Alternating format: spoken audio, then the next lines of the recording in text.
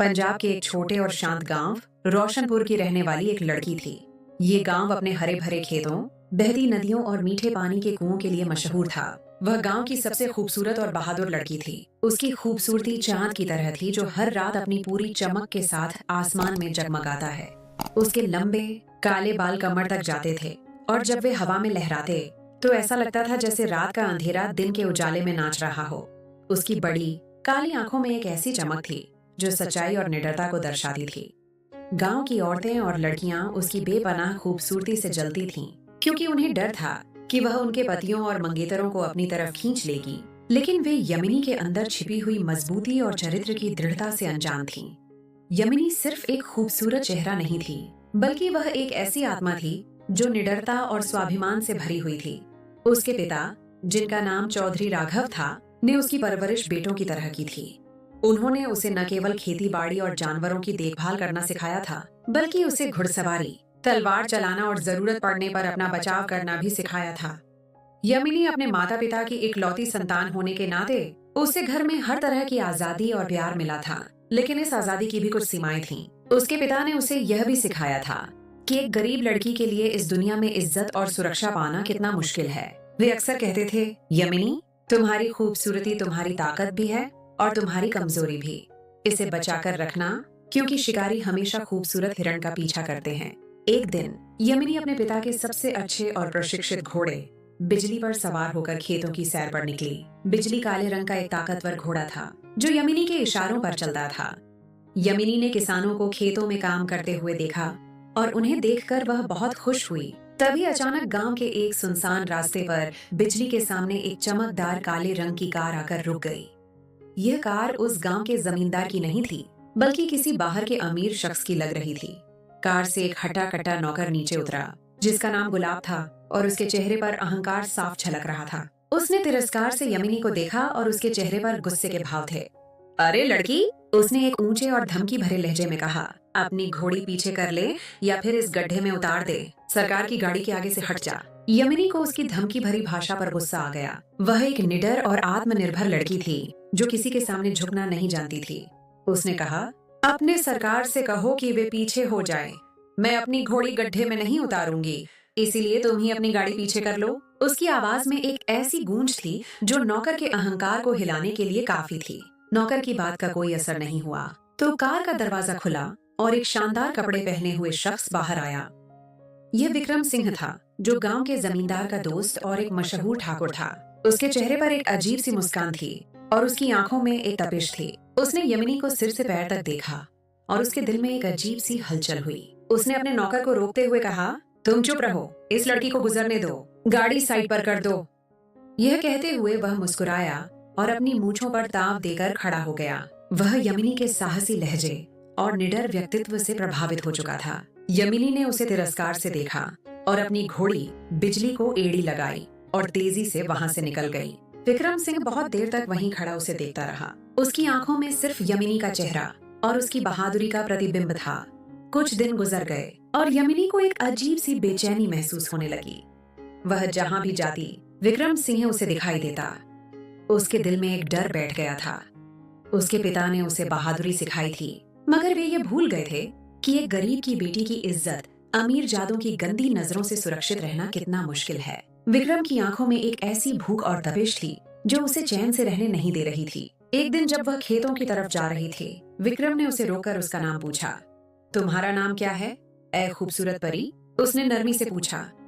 Yemeni को उसकी आवाज में छिपी हुई खतरनाकता महसूस हुई और वह जल्दी से वहां से भाग निकली। उसका दिल जोर से धड़क रहा था और हाथ कांप रहे थे। वह अपने घर की तरफ भागी और जब वह घर पहुंची तो वह पूरी तरह से थक चुकी थी और उसके दिल में डर समा चुका था। वह अपनी माँ के पास आकर बैठ गई। उस रात वह सो नहीं पाई और डर ने उसे जकड़ रखा था। सुबह भी उसका डर खत्म नहीं हो सका।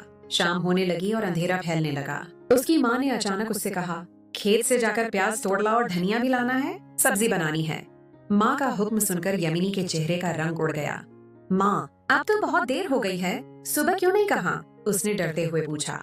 मगर माँ ने उसे डांटा, कोई देर नहीं हुई, दिन भर तो हर जगह घूमती फिरती है और अब तुझे मौत आ रही है।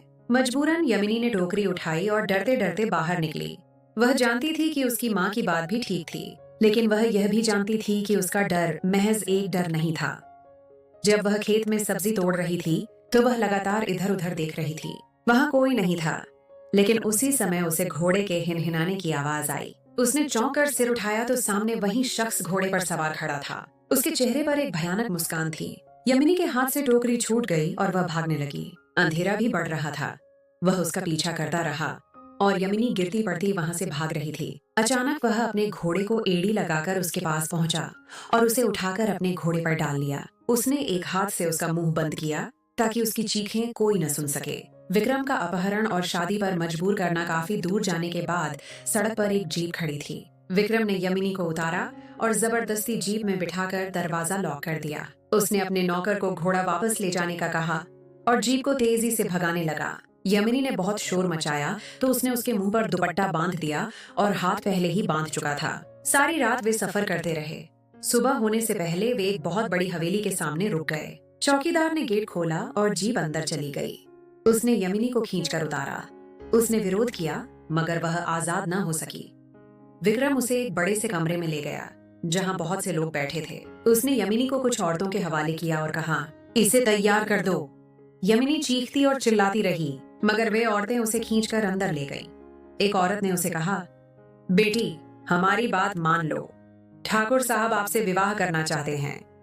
यमिनी ने चिल्लाकर कहा, मैं इस घटिया इंसान से विवाह नहीं करूंगी। उसकी बात सुनकर वहां मौजूद 4 ताकतवर औरतों में से एक ने उसे समझाया, बेटी अगर आपने इनसे विवाह नहीं किया तो वे आपको अपनी दासी बनाकर रखेंगे। इससे बेहतर है कि आप किस्मत का लिखा समझकर इसे स्वीकार कर लें और इज्जत की जिंदगी गुजारें। उसकी बातें सुनकर यमिनी के रोंगटे खड़े हो गए। वह जानती थी कि अब वह आजाद नहीं हो सकती। उसने दिल ही दिल में सोचा कि अगर उसने विवाह नहीं किया तो वह उसे तब भी नहीं छोड़ेगा और उसका इज्जत का दाग भी खत्म हो जाएगा।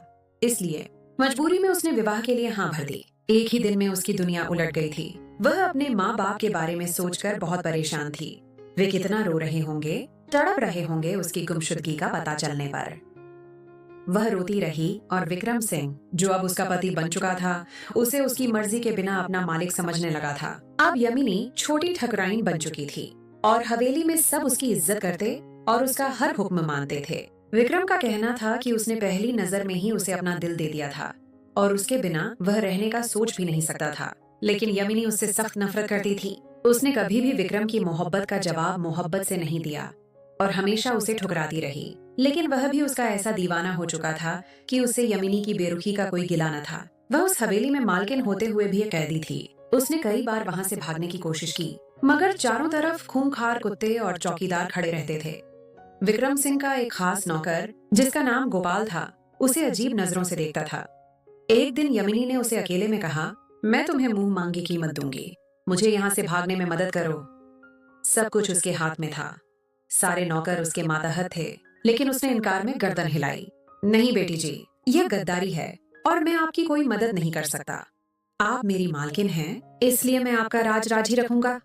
यह कहकर वह वहां से चला गया। हवेली में एक और औरत भी थी जिसका नाम राधिका था। वह विक्रम सिंह की पहली पत्नी थी। वह किसी बड़े जमींदार की बेटी थी और सोने से लदी हुई थी। वह बांझ थी, इसलिए वह यमिनी से बहुत ईर्ष्या करती थी। एक दिन जब यमिनी ने पलटकर उसकी एक बात का जवाब दिया तो राधिका ने उसके मुंह पर थप्पड़ मारा। उसने कहा, तुम जैसी गरीब मेरी बराबरी करना चाहती हो? तुम जैसी लड़कियों को ठाकुर लोग अपनी कुछ समय की खुशी के तौर पर हवेली लाते हैं और जब दिल भर जाता है तो इस्तेमाल करके फेंक देते हैं। यह सुनकर यमिनी सुन्न हो गई। उसकी जहरीली बातें उसके दिल में उतर गईं। वह उस दिन बहुत रोई और उसे विक्रम से बहुत नफरत हो रही थी। जब किसी नौकरानी ने यह बात विक्रम को बताई तो वह गुस्से में आ गया और उसने राधिका को बुरा भला कहा, यमिनी मेरी मोहब्बत है और इसे मैं कभी नहीं छोड़ सकता। उसकी बातों से यमिनी को और भी तकलीफ होने लगी। वह जिद्दी थी और उसे इस शख्स से मोहब्बत नहीं हो सकती थी जो उसे जबरदस्ती उठाकर लाया था। काश वह उसके पिता से उसका हाथ मांगता। उन्हीं दिनों यमिनी को पता चला कि वह मां बनने वाली है। यह कोई अच्छी खबर नहीं थी उसके लिए। उसने हर मुमकिन कोशिश की कि वह बच्चा गिर जाए। उसने पानी की बाल्टियों से पूरा आंगन धो डाला, घुड़सवारी की, मगर गर्भपात नहीं हुआ। उसने फिर राधिका से मदद मांगी अगर तुम चाहती हो कि तुम्हारी हैसियत में कोई फर्क न आए तो मुझे गर्भपात की दवाई लाकर दो, क्योंकि मैं माँ बनने वाली हूँ।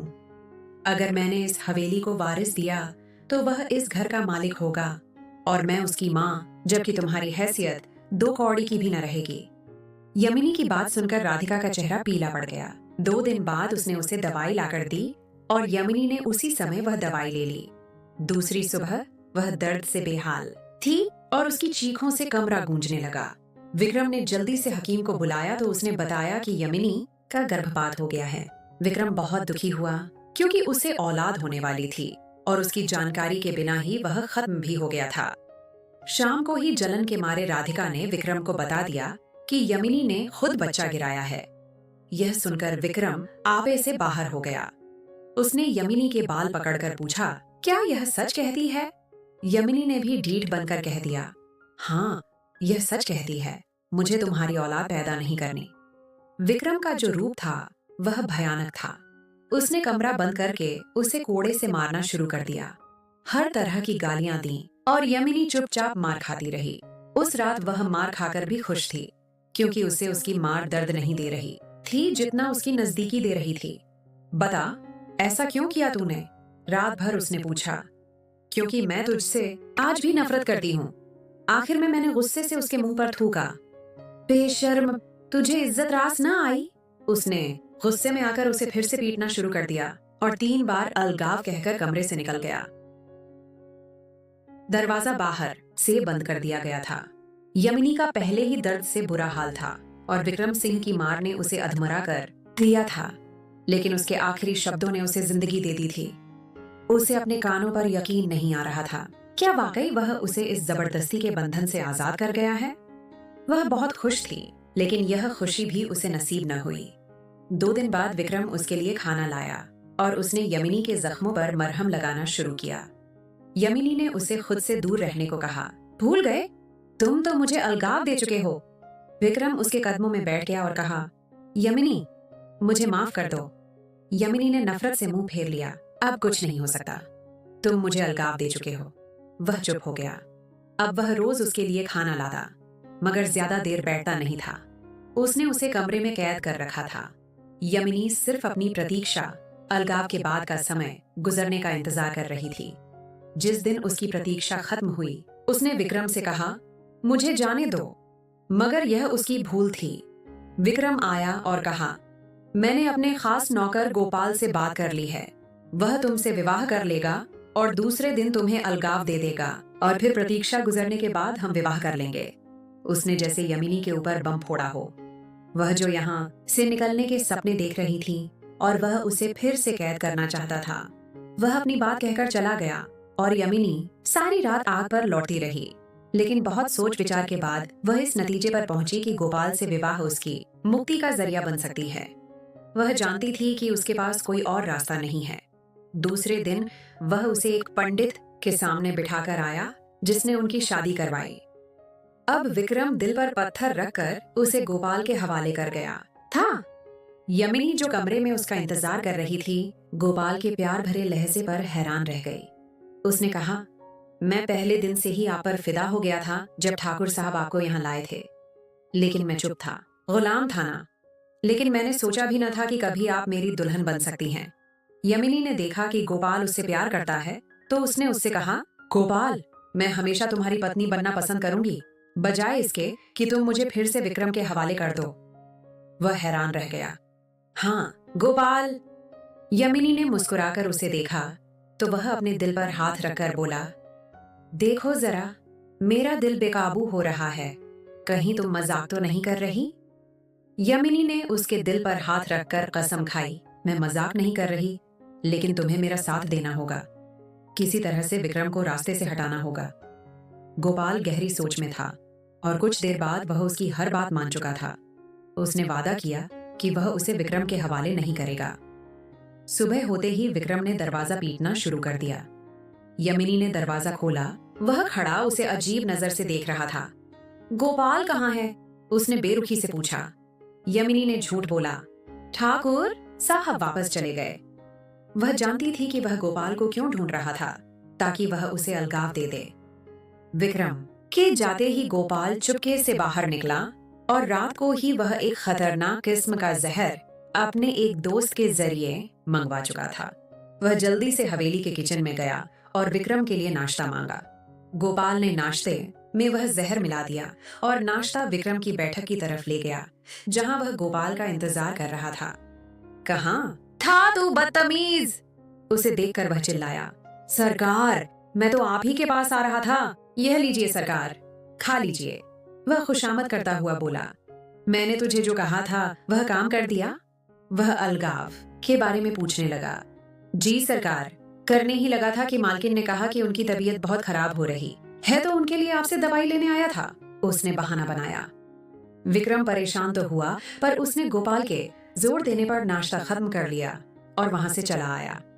आधे घंटे बाद ही सबको खबर मिल गई कि विक्रम अपनी बैठक में बेहोश पड़ा है। हवेली में मातम छा गया था। इसी का फायदा उठाकर यमिनी गोपाल के कमरे से निकलकर बैठक में पहुंच गई, जहां राधिका रो रही थी, क्योंकि हकीम ने बताया था कि ठाकुर साहब अब इस दुनिया में नहीं है। राधिका ने यमिनी को देखा तो उसकी छोटी पकड़कर उसे खींचा और एक नौकरानी को कहा कि इसे बाहर निकाल दो। नौकरानी ने उसे धक्के देकर बाहर निकाला और यमिनी तो यही चाहती थी। उसने गेट से बाहर कदम रखा तो ठंडी हवा का शुद्ध झोंका उसे नई जिंदगी की खबर दे रहा था। कुछ दूर चलकर उसने पीछे मुड़कर देखा तो वहां लोगों का हुजूम जमा था। विक्रम आज अपनी सभी चालों सहित खत्म हो चुका था और यमिनी आजाद हो चुकी थी। गोपाल सवारी लेकर गांव के बाहर उसका इंतजार कर रहा था। यमिनी चाहती तो विक्रम को स्वीकार कर सकती थी, लेकिन वह उसके जुल्म के सामने झुकना नहीं चाहती थी। शायद इसी वजह से उसने उसकी हर मोहब्बत को ठुकराया था और उसके बदले गोपाल की पत्नी बनना स्वीकार किया था, क्योंकि गोपाल ने उसे उससे आजादी दिलाई थी। वह गोपाल के साथ जिंदगी गुजारने का वादा कर चुकी थी। अब उसे उसकी होकर रहना था। उसकी सारी वफाएं अब उसकी थीं। वह खुशी से तेज तेज कदम उठाती गोपाल की तरफ जाने लगी। यमिनी का दिल खुशी से धड़क रहा था, क्योंकि वह आज आजाद हो चुकी थी। गोपाल, जो गांव के बाहर उसका इंतजार कर रहा था, उसे देखते ही मुस्कुरा दिया। यमिनी के चेहरे पर पहली बार एक सच्ची मुस्कान आई। उसने गोपाल के पास पहुंचकर कहा, गोपाल, तुमने मुझे एक नई जिंदगी दी है। मैं हमेशा तुम्हारी आभारी रहूंगी। गोपाल ने अपना हाथ उसकी तरफ बढ़ाया। यमिनी बेटी, यह तो मेरे लिए सम्मान की बात है कि मैं आपके काम आ सका और आपने मुझे अपना हमसफर चुना। वे दोनों एक तांगे में बैठकर रोशनपुर की तरफ रवाना हो गए। रास्ते में यमिनी ने गोपाल को बताया कि विक्रम ने किस तरह उसे और उसके घर वालों को मजबूर करके विवाह करवाया था। गोपाल ने उसकी हर बात को ध्यान से सुना और उससे वादा किया कि वह अब उसकी इज्जत और सुरक्षा का हमेशा ख्याल रखेगा। रोशनपुर पहुंचते ही वे दोनों यमिनी के माता पिता के घर गए। चौधरी राघव और उनकी पत्नी यमिनी को जिंदा देखकर हैरान और खुश हो गए।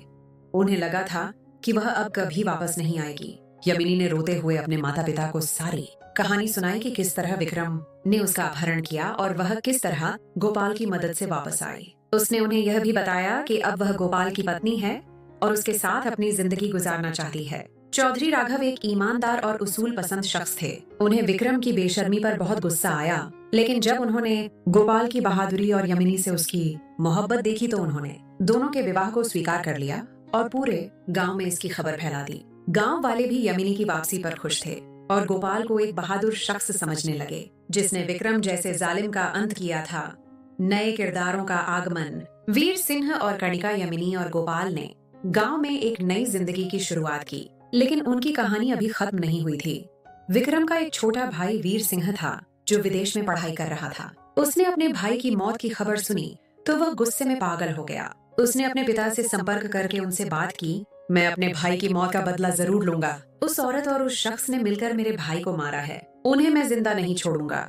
विक्रम के पिता ने उसे समझाने की बहुत कोशिश की। बेटा, ये सब कुदरत का बदला है, हम विक्रम के लिए कुछ नहीं कर सकते थे। उसने अपना अंजाम खुद लिखा था। तुम उस औरत और उसके पति को छोड़ दो और अपनी जिंदगी में आगे बढ़ो। मगर वीर सिंह ने अपने पिता की एक न सुनी और तुरंत विदेश से वापस आ गया। इसी दौरान गोपाल के माता पिता ने उनके लिए एक नौकरानी रख दी, जिसका नाम कर्णिका था।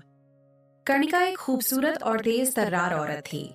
वह दिन भर घर का काम करती थी, मगर उसकी आंखें हमेशा यमिनी पर रहती थीं, जैसे वह उसकी हर हरकत पर नजर रखे हुए हो।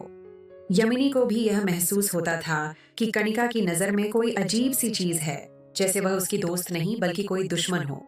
एक दिन वीर सिंह हवेली में दाखिल हुआ और राधिका के पास गया। राधिका, जो अब पूरी तरह से टूट चुकी थी, उसे देखकर रो पड़ी। वीर सिंह, मुझे बचा लो, यह सब उस यमिनी की वजह से हुआ है। उसने ही मेरे पति को मारा है। वीर सिंह ने राधिका को यकीन दिलाया कि वह इसका बदला लेगा। उसने राधिका को एक शानदार सोना दिया और कहा, मैं इस यमिनी से अपने भाई की मौत का बदला लूंगा और इसका बदला बहुत दर्दनाक होगा। उसी रात वीर सिंह ने एक योजना बनाई। उसने अपने नौकरों को गांव भेजा, जिन्होंने यमिनी के पिता चौधरी राघव का अपहरण कर लिया। जब यमिनी को यह खबर मिली तो उसने तुरंत गोपाल को बताया। गोपाल ने कहा, हमें पुलिस के पास जाना चाहिए, मगर यमिनी ने उसे रोक लिया। हम पुलिस के पास नहीं जा सकते।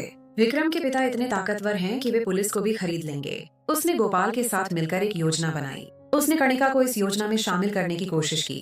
कणिका, तुम मेरी मदद कर सकती हो? मेरे पिता की जान खतरे में है। कणिका ने पहले तो हिचकिचाया, मगर फिर अचानक वह मुस्कुराई और बोली, बेटी, मैं आपकी मदद करूंगी, लेकिन एक शर्त है। यमिनी ने उसकी शर्त को स्वीकार किया। मैं तुम्हारी कोई भी शर्त मानूंगी। कणिका ने कहा, ठीक है बेटी, मैं आपकी मदद करूंगी, लेकिन अब से आपको मेरे हाथ के नीचे रहना होगा। यमिनी ने हैरानी से उसकी तरफ देखा, लेकिन उसकी शर्त मान ली। यमिनी और गोपाल कणिका की मदद से अपने पिता को तलाश करने के लिए निकले। रास्ते में उन्हें पता चला कि चौधरी राघव को किसी सुनसान जगह पर रखा गया है, जहां वीर सिंह के लोग उन्हें मारने की तैयारी कर रहे थे। वे जल्द से जल्द वहां पहुंचे और अपने पिता को आजाद करा लिया। लेकिन वीर सिंह की योजना अभी खत्म नहीं हुई थी। उसने एक और साजिश की, जिसमें उसने कणिका को शामिल कर लिया था। कणिका असल में वीर सिंह की एक जासूस थी। उसने यमिनी को उसकी सारी चालें बताई थीं, लेकिन उसने यह नहीं बताया था कि वह खुद उसके साथ है। यमिनी ने कणिका पर बहुत भरोसा कर लिया था और यही उसकी सबसे बड़ी गलती थी। वह उसकी मोहब्बत की बातों पर यकीन करने लगी थी और उसकी हर बात मानती थी। एक दिन कणिका ने यमिनी को एक गिलास में जहर मिलाकर दिया। बेटी, यह दवाई है, यह आपकी थकान को दूर कर देगी। यमिनी ने बिना सोचे समझे वह गिलास पी लिया और जमीन पर गिर गई। जब यमिनी होश में आई तो वह एक छोटे से कमरे में कैद थी। उसके सामने वीर सिंह खड़ा था। यमिनी, तुम अपने भाई को छोड़कर कैसे जा सकती हो? उसने मुस्कुराकर पूछा। यमिनी को समझ नहीं आ रहा था कि वह क्या कर रहा है। वीर सिंह ने उसे सारी हकीकत बता दी कि किस तरह उसने कणिका का इस्तेमाल किया था और किस तरह वह उसे फंसाने में कामयाब हुआ। यमिनी अपनी बेवकूफी पर रोई। वह फिर से कैदी बन चुकी थी, लेकिन इस बार उसने खुद को कमजोर नहीं होने दिया। उसने खुद को यह यकीन दिलाया कि वह इस बार भी इस जंग से बाहर निकल आएगी। उसने वीर सिंह से कहा, वीर सिंह, तुम मुझे कभी हरा नहीं सकते। मेरा दिल कभी भी तुम पर जीत नहीं पा सकेगा। वीर सिंह ने गुस्से में आकर उसे कमरे से बाहर धकेल दिया। तुम्हारा घमंड तुमको ले डूबेगा यमिनी। गोपाल, जो यमिनी के गायब होने पर परेशान था, उसने गांव में यह खबर फैलाई कि यमिनी का अपहरण कर लिया गया है। गांव के लोग उसकी मदद के लिए तैयार हो गए। गोपाल ने उनको यकीन दिलाया कि वह अपने परिवार की सुरक्षा के लिए सब कुछ करेगा। उसने कणिका की चाल को भी भांप लिया था और उसकी हर हरकत पर नजर रखे हुए था। उसने यमिनी की तरह कणिका पर भरोसा नहीं किया था। गोपाल ने गांव के लोगों के साथ मिलकर वीर सिंह को घेरा। वीर सिंह ने महसूस किया कि उसके पास अब कोई रास्ता नहीं है। उसने यमिनी को आजाद करने की कोशिश की। मैं तुमसे लड़ नहीं सकता, यमिनी ने मुस्कुराकर कहा। ठीक है, मैं तुम्हें माफ कर सकती हूँ, उसने कहा, लेकिन तुम्हें एक शर्त माननी होगी। वीर सिंह ने हैरानी से उसकी तरफ देखा। क्या शर्त है? तुम्हें गोपाल के साथ एक दिन का मुकाबला करना होगा। अगर तुम जीत गए तो मैं तुम्हारी हो जाऊंगी, अगर हार गए तो मुझे गोपाल को दे दोगे। वीर सिंह को यह एक आसान शर्त लगी और उसने इसे स्वीकार कर लिया। गोपाल और वीर सिंह के बीच एक मुकाबला हुआ, जिसमें गोपाल ने वीर सिंह को हरा दिया। वीर सिंह को यह स्वीकार करना पड़ा कि यमिनी गोपाल के साथ खुश रहेगी और उसने अपनी हार मान ली। यमिनी की जिंदगी की एक और जंग खत्म हो चुकी थी। यमिनी और गोपाल ने एक नया घर बनाया और अपनी जिंदगी को एक नई दिशा दी। यमिनी ने अपने गांव में औरतों को शिक्षा देना शुरू किया और उन्हें यह सिखाया कि वे किसी से भी कम नहीं हैं। उसने औरतों को अपनी सुरक्षा करने की ट्रेनिंग दी और उन्हें यह सिखाया कि वे अपने हक के लिए खड़ी हों। यमिनी अब सिर्फ एक खूबसूरत चेहरा नहीं थी, बल्कि वह अपने गांव की रानी बन चुकी थी। उसका नाम अब यमिनी देवी के नाम से जाना जाता था। वह अपनी बहादुरी, हिम्मत और बुद्धिमानी के लिए पूरे गांव में मशहूर थी। उसने गोपाल के साथ मिलकर एक नई जिंदगी शुरू की, जिसमें प्यार, सम्मान और वफा थी। उसने अपनी अतीत को भूलने की कोशिश की और एक नई जिंदगी की शुरुआत की। उसने अपनी जिंदगी से यह सबक सीखा कि जब हिम्मत, वफादारी और आत्मविश्वास हो, तो कोई भी ताकत हमें हरा नहीं सकती। यमिनी की कहानी खत्म हो चुकी थी, लेकिन उसका नाम हमेशा के लिए जिंदा रहा, जैसा कि एक बहादुर औरत की कहानी जो अपनी किस्मत की मालिक खुद बनी थी।